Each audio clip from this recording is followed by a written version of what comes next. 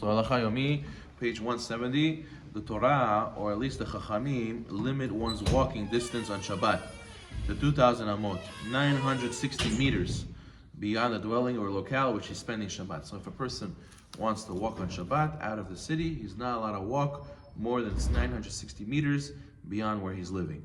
This concept is known as Tchum Shabbat. It's learned from Sefer Shemot, chapter 16.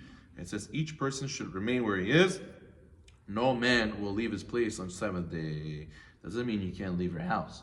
It means you can't travel farther than a certain radius around your location. Rabbi, my shul upstate New York for the summer is, I think, more than it's a half-hour walk to shul, the Ashkenazi shul. So, is that like walking beyond the... There's no houses on the way?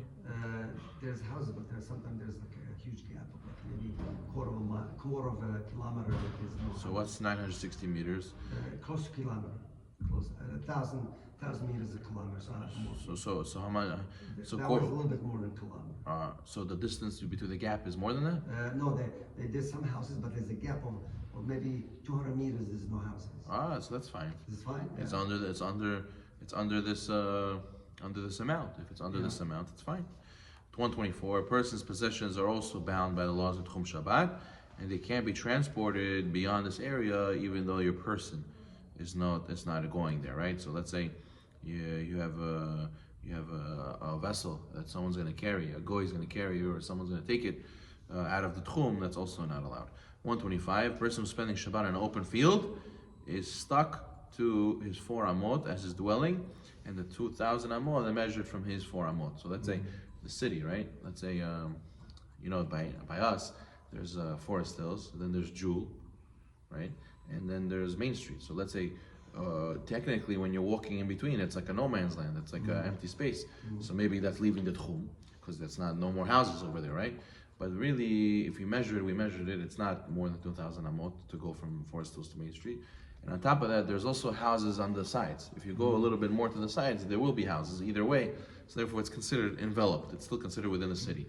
But if, let's say, you're in an open field mamash, you're in like a Baal Shem Tov story, you're in the middle of nowhere on Shabbat, your 4 amot is your city, and 2,000 amot from your 4 amot, from your 6 feet radius, you start counting 2,000 amot, and that's how far you could go on Shabbat. So most of the time, if you get stuck on the side of the road on Shabbat, Chas v'Shalom, you can't walk all the way home. You won't be able to walk all the way home because you're going to have this problem, 2,000 amot. Okay, 126. If one spends Shabbat in a dwelling place that's enclosed by a fence, then the entire area is considered his 4 amot, and he may walk around the entire area 2,000 amot plus outside the fence. So if you have a fence, whatever how big the fence is, outside the fence, you start counting 2,000 amot.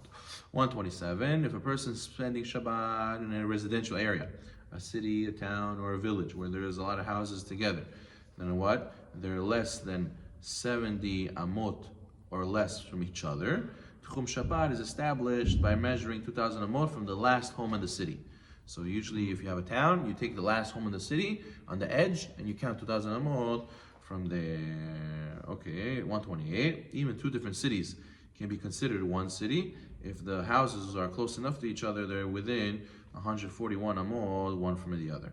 129. When one is in a boat at its sea, one may walk throughout the boat, and the entire boat is considered your 4 amot. It's not considered. There's no 2,000 amot issue by a boat.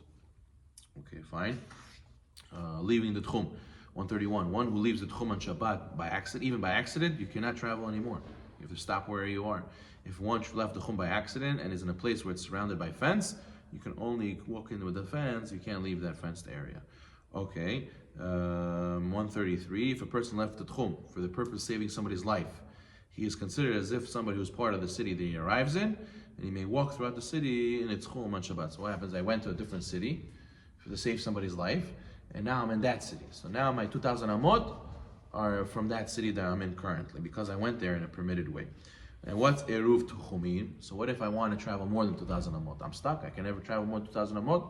No, there's a way to fix it. How do you do it?